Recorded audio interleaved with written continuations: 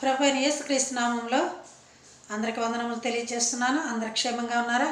ముందుగా ప్రభు కృతజ్ఞతలు చెల్లింతాము. గడిచిన దినములన్నిటిలో మనకి దేవుడు తోడుగా ఉండి మరి ఒక దినములో మనల్ని ప్రవేశపెట్టి మరి ఈ రోజును మనము ఆయన ధ్యానించుకునే అవకాశం మనకి ఇచ్చినందుకు ఆయనకి ఎంతో వందనాలు చెల్లిస్తున్నాను.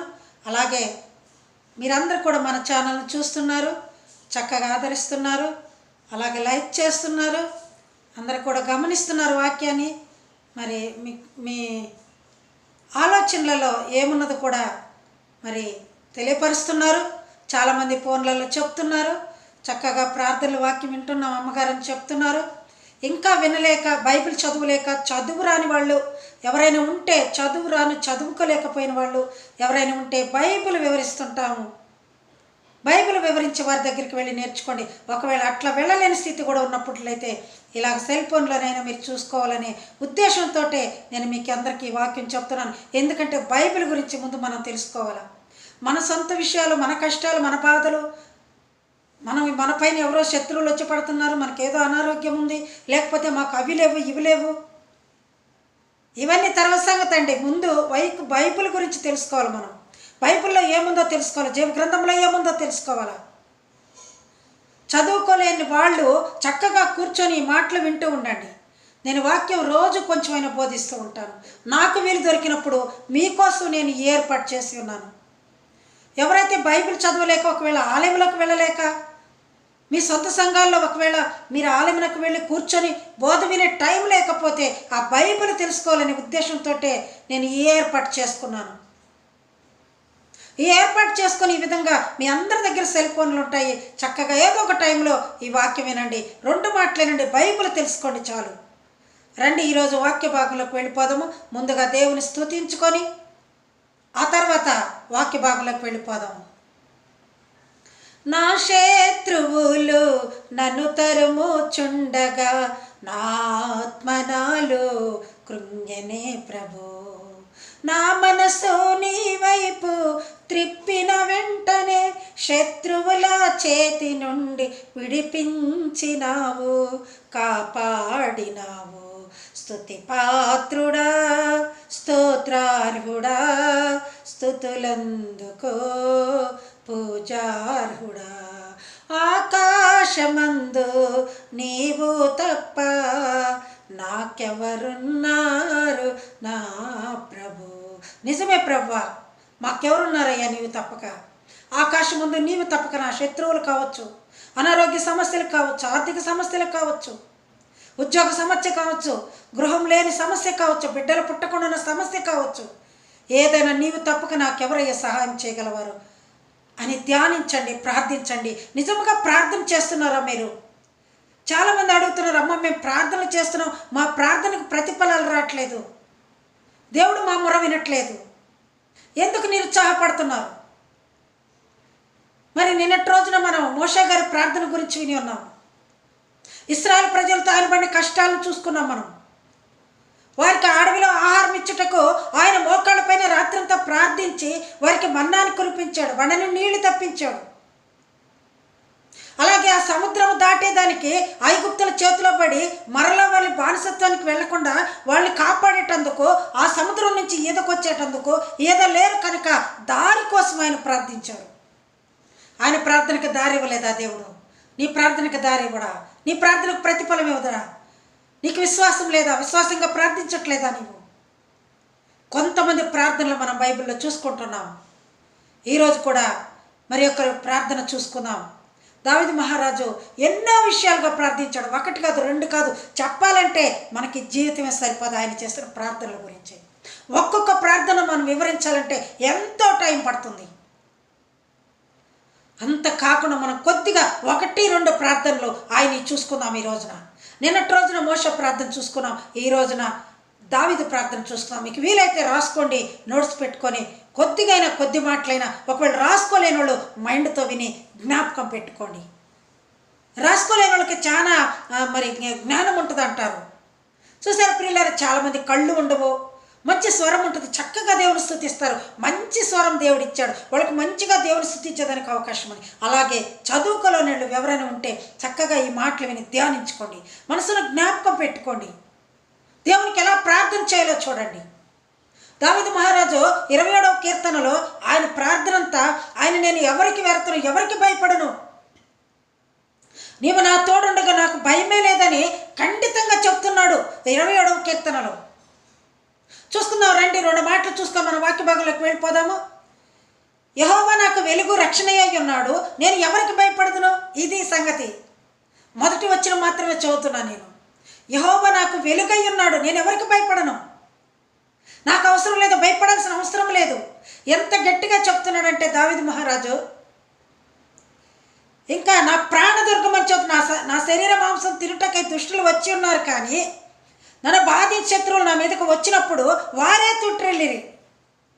నన్ను బాధించడానికి వచ్చిన శత్రువులందరూ కూడా వాళ్ళే తొట్టిల్లారంట, వాళ్ళే పడిపోయారంట, వాళ్ళకే కష్టం వచ్చిందంట, వాళ్ళే కింద పడిపోయారంట. నిజమా కాదా చెప్పండి? గాతులో గొల్యాతు అనే మరి 6 ముళ్ళ జానుడు వ్యక్తి ఇశ్రాయేలు ప్రజల్ని గడగడగడ వణికిస్తూ ఉన్నాడు.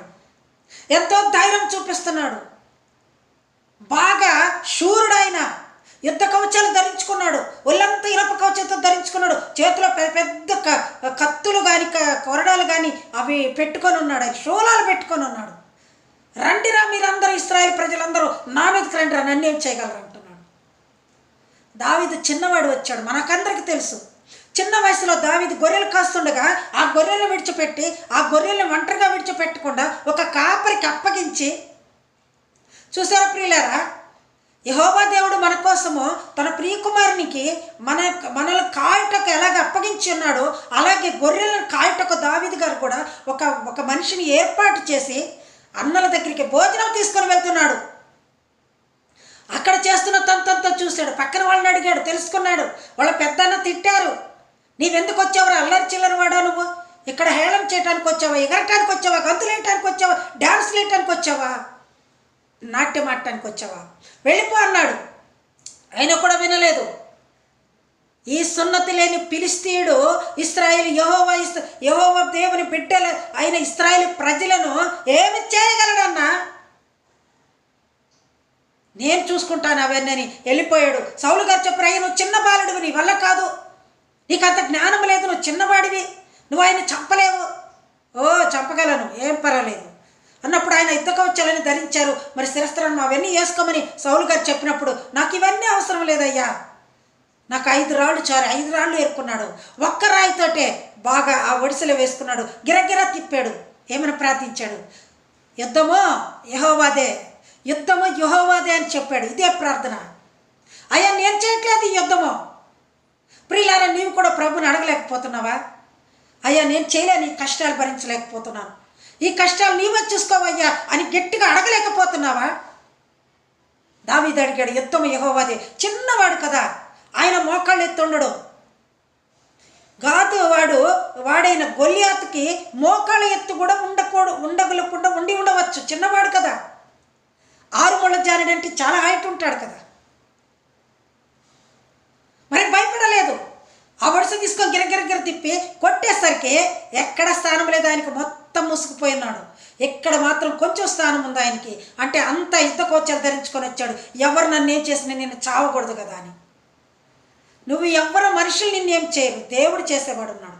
యెహోవా దేవుడు దావీదు చేత నిన్ను చంపించేదానికి నువ్వెంత విర్రవీగుతున్నావో, ఎంతగా ఎగిసెగిసి పడుతున్నావో, ఎంతగా నీ బలమును చూపించి జనాలను భయపెడుతున్నావో, నీ భయమును నీ యొక్క శౌర్యమును పోగొట్టేదానికి ఆయన ఒక చిన్న బాలుని పంపించాడు. ఆ ఒడిసెను తీసుకొని తిప్పుతూ, ఇది యెహోవా యుద్ధము, నా యుద్ధము కాదు, యుద్ధము యెహోవాదే అన్నాడు. కొట్టాడు, గిరగిర తిప్పి కొట్టగానే ఇక్కడ తగిలింది. ప్రియులారా, చూసారా ఆయన ప్రార్థన ప్రతిఫలం ఎలా వచ్చిందో? ఇక్కడ తగిలినప్పుడు, ఎదురుగా కొట్టినప్పుడు వెనక పడిపోవాలి కదా, కానీ బోర్లా పడిపోయిన అని ఉంది బైబిల్లో. బోర్లా పడిపోయిను అని ఉంది బైబిల్లో. చూసారా, మరి బోర్లు ఎలా పడ్డాడు? వెనక్కి కదా పడాలి. అంటే ఇప్పుడు యుద్ధం ఎవరిది? యెహోవాది. ఆయన నెట్టివేశాడు. నీవు కొట్టిన రాయి దెబ్బ వల్ల పడిపోలేదు ఆయన, యెహోవా నెట్టివేశాడు అంతే. నీవు ముందు కొడితే వెనక్కి పడాలి, కానీ బోర్లా పడిపోయినట్లుగా బైబిల్ గ్రంథంలో చూస్తున్నాం మనం. ఆ విధంగా యుద్ధం గెలిచిన వాడు దావీదు ఆయన ప్రార్థన వల్ల. మరి ఒక మాట చూసుకుందాం కీర్తనలో, యెహోవా యొద్ద ఒక వరం అడిగి తిని 4వ వచనం చూడండి. దానిని నేను వెతుకుచున్నాను, యెహోవా ప్రసన్నతను చూచుటకు, ఆయన ఆలయంలో ధ్యానించుటకు నా జీవితకాలం అంతయు నేను యెహోవా మందిరంలో నివసింపగోర్చున్నాను. నా జీవితకాలం అంతా ఒక వరం అడుగుతున్నాను ఆయన్ని, అది నెరవేరుస్తాడు ఆయన. అప్పుడు ఆయన ఏందని ఆయన అడిగే ఒక వరం ఏంటి, ఆయన అడిగే వరం ఏంటి చూద్దామా. యెహోవా ప్రసన్నతను చూచుటకు, ఆయన ఆలయంలో ధ్యానించుటకు, ఆయన రికమెండేషన్ అడుగుతున్నారంట. అయ్యా నా జీవితం అంతా నీ ఆలయంలో ధ్యానించుటకు, నీ ప్రసన్నత చూచుటకు, నిన్ను గూర్చి ఘనపరచుటకు నాకు అవకాశం ఇవ్వమని అడుగుతున్నాడంట. మనం అడుగుతాం ఆ మాట. ప్రార్థనకి వెళ్ళాలంటే ఎన్నో సాకులు చెప్తాం. ఈరోజు పని కాలేదు పాస్టమ్మ గారు, ఎందుకమ్మా మీరు టైంకి రాలేదు, ఎందుకయ్యా మీరు టైంకి రాలేదు అయ్యగారు అంటే, అమ్మ మాకు పనులు ఉన్నాయి, కొంచెం పని మీద వెళ్ళాము, పొలం పనులు కావచ్చు, ఉద్యోగం సెలవు లేకపోవచ్చు, ఏదో ఒకటి చెప్తూ ఉంటారు. కానీ దావీదు మహారాజు ఏమడుగుతున్నాడు, నీ ప్రసన్నతను చూచుటకు, ఆలయంలో ధ్యానించుటకు, నా జీవితకాలం అంతా యెహోవా మందిరంలో నివసింపగోర్చున్నానయ్యా. ఇది ఒక వరం అడుగుతున్నాను. వరం ఇది అడుగుచున్నాడు. ఆలయమునకు పోయి ఆయన స్తుతించే వరము నాకు ఈమెను అడుగుచున్నాడు. ప్రియులారా, ఎంతమంది అడుగుచున్నారు ఈ మాట, ఆలయమునకు పోతానయ్యా నేను, నాకు ఒక వరం ఇయ్యయ్యా. అక్కడ కూర్చొని బోధ వింటానికి కూడా మనసు ఉండదు చాలామందికి. ఇంటి దగ్గర ఆలోచిస్తుంటారు, ఎక్కడెక్కడో ఆలోచిస్తుంటారు, ఏదో చేస్తుంటారు. మధ్యలో నేను ఎప్పుడైనా క్వశ్చన్లు అడిగినప్పుడు చెప్పలేరు. నేను అదే వాక్యం బోధిస్తూ దాంట్లోనే వెంటనే మాట, ఇప్పుడు దావీదు గారు ఏం చెప్పారమ్మా, ఏం అడిగాడు ఆయన కోరికని గడితే చెప్పలేకపోతారు. అంటే మీ మనసులు ఇక్కడ లేవు, వాక్యం దగ్గర లేదు. ఇలా ప్రార్థిస్తే మీ ప్రార్థనలకి ఎలా ఫలితం వస్తుంది? దావీదు అడుగుచున్నాడు, నీ ప్రసన్నతను చాటుటకు, నా జీవితం అంతా నీ ఆలయంలో ధ్యానించుటకు ఆ వరం దయచేయమని అడుగుచున్నాడు. చూసారా ప్రియులారా, ఒక ప్రార్థన చూసుకుందాం. యుద్ధము గురించి చేసిన ప్రార్థన చూసుకున్నాము. అలాగే ఆయనకి వచ్చిన కష్టంలో తన భార్యలిద్దరిని అమాలేకులు చెరగొని మరి దక్షిణ దేశం మీదను సిక్లగు దేశం మీదను మరి యుద్ధం జరిపి అవన్నీ తగలబెట్టేసి వారిద్దరు భార్యలను, అక్కడున్న వాళ్ళందరినీ తీసుకొని వాళ్ళు వెళ్ళిపోయారు. ఎక్కడికి వెళ్ళిపోయారో తెలియదు. దావీదు గారు వచ్చేసరికి అక్కడంతా శ్మశానంలాగా అయిపోయింది, మొత్తం కాల్చివేయబడింది. ఏం చేయాలో తెలియట్లేదు, ఏడ్చుటకు కూడా ఓపిక లేదంట దావీదుకి. ఆ సన్నివేశం చూసి ఏడ్చుటకు కూడా ఓపిక లేదంట. అక్కడ ఉన్న వారంతా ప్రజలంతా తిడుతున్నారు, నీ వల్లే కదా ఇదంతా జరిగింది, నీవు ఇలా చేయబట్టి ఇలా జరుగుతుంది, నీ వాళ్ళందరికీ ఎదురు తిరుగుతున్నావు కాబట్టి ఇలా జరుగుతుంది, కానీ మా బిడ్డలు మమ్మల్ని అందరినీ తీసుకుపోయారు, మేమేం చేయాలని అందరూ ఆయన దూషిస్తున్నారు. అప్పుడు ఆయన ప్రార్థన చేశాడు. యెహోవా దేవునికి ప్రార్థన చేసినప్పుడు ఒక ఐగుప్తీయుడు పొలంలో దొరికాడు. బాగా వినండి ప్రియులారా, ఒక ఐగుప్తీయుడు పొలంలో దొరికినప్పుడు ఈయన దండం తీసుకొని నీ వెళ్ళయ్యా, యెహోవా దేవుడు చెప్పాడు, నీ దండం మొత్తాన్ని తీసుకొని నీ వెళ్ళు, వాళ్ళు దొరుకుతారు, నీకు ఇబ్బంది ఏమి లేదని ప్రార్థన చేస్తున్నప్పుడు ప్రార్థనలో జవాబిచ్చాడు దేవుడు. ప్రార్థనలో జవాబిచ్చినప్పుడు ఆయన ఆ దండం తీసుకొని పోతూ ఉన్నప్పుడు ఒక పొలంలో విశ్రాంతి తీసుకునే సమయంలో ఒక ఐగుప్తీయుడు దొరికాడు. అతన్ని పట్టుకొని అడిగారు, ఎవరవయ్యా, ఎక్కడి నుంచి వస్తున్నావు? అయ్యా నేను పలానా ఐగుప్తి వాడును, అమాలీకులు నన్ను చెరగొని వాళ్ళ బానిసత్వంగా పెట్టుకున్నారు, నాకు కాయిలా పడింది, నాకు జ్వరం వచ్చింది, నాకు జబ్బు చేసింది, ఇక నన్ను వాళ్ళు పట్టించుకోలేదు, ఆకలేదు, అన్నం పెట్టట్లేదు, నేను నిరసించిపోతున్నాను అన్నప్పుడు వారు తీసుకెళ్ళి భోజనం పెట్టించి చక్కగా దావీదు దగ్గరికి తీసుకొని అడిగి ఉన్నారు, అయ్యా ఇలా జరిగి ఉంది, మా వాళ్ళందరిని ఎక్కడికి తీసుకెళ్ళి ఉంటారో ఒకవేళ మీరేమైనా చెప్తారా అని అడిగినప్పుడు ప్రియులారా ఆయన చెప్తున్నాడు, వారు ఎక్కడున్నదో నేను తెలియపరుస్తానయ్యా అని చెప్పేసి తీసుకెళ్ళి ఆ భార్యల్ని తీసుకెళ్ళిన వాళ్ళు ఎక్కడున్నారో అమాలేకుల్ని చూపించేశాడు. చూసారు పిల్ల, ఆ విధంగా దేవుడు దారి చూపిస్తాడు. ఈ సిక్లగ్లో మరి దక్షిణ దేశంలో అందరు వాడిని దక్షిణ దేశంలో ఉన్న సిక్లగ్లో అందరిని తీసుకెళ్ళినప్పుడు ఆ ప్రజలందరూ దావీదు మీదకి రాళ్ళు తీసుకొని కొట్టారు. అమాలేకులు మా వాళ్ళని తీసుకెళ్లారు, ఇప్పుడు నువ్వేం చేయగలవు అన్నట్లుగా రాళ్ళు తీసుకొని కొట్టడానికి వచ్చినప్పుడు ఏడ్చుటకు దావీదుకు శక్తి కూడా లేదు. శక్తి కూడా లేకుండా ఉన్నప్పుడు ప్రార్థన చేశాడు. ప్రార్థన వినేవాడు ఎవరయ్యా?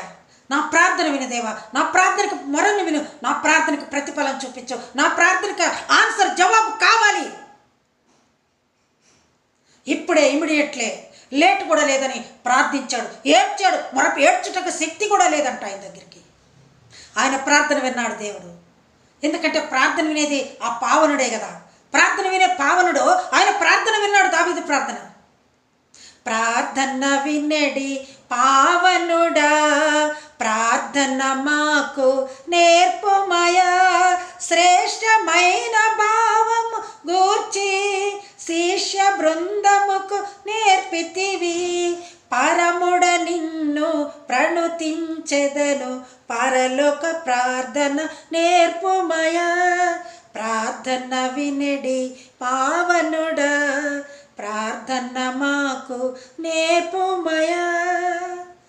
ప్రార్థన నేర్పించయ్యా, ప్రార్థన వినడి నువ్వు పావనుడవయ్యా అని ఎప్పుడైతే దావీదు గారు కూర్చొని ప్రార్థించాడో అప్పుడే యెహోవా దేవుడు, నీ దండుని తీసుకొని వెళ్తున్నావు కదా, అందరిని తీసుకుని వెళ్ళి నీకు దొరుకుతారు. వాళ్ళు ఎక్కడికి వెళ్ళారో కూడా తెలియదు, కానీ నీకు దొరుకుతాడని చెప్పాడు.